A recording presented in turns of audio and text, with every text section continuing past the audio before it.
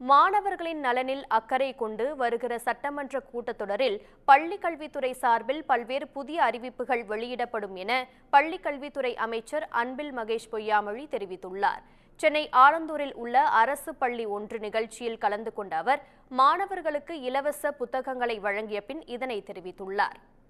இந்த துறையினுடைய அறிவிப்புகள் இன்றைக்கு எந்தெந்த அறிவிப்பெல்லாம் செயல்பாட்டுக்கு வந்திருக்கின்றது, இந்த அறிவிப்புகளை இன்னும் நாம் செய்ய வேண்டும்.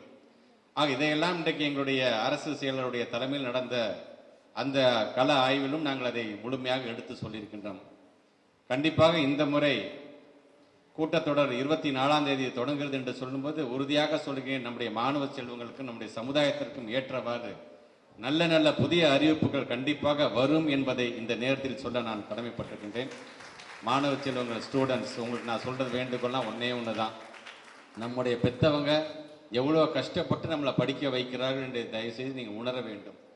பள்ளிக்கூடத்துக்கு வரும்பொழுது நம்ம கஷ்டப்பட்டு படிக்க வைக்கிற அப்பா அம்மாவுக்கு நாம் நன்றியோடு இருக்க வேண்டும் என்று சொன்னால் இந்த சமுதாயத்தில் நடமாடக்கூடிய நல்ல பிள்ளைகளாக முதல்ல இருக்க வேண்டும். மதிப்பெண் என்னை பொறுத்த வரைக்கும் அடுத்த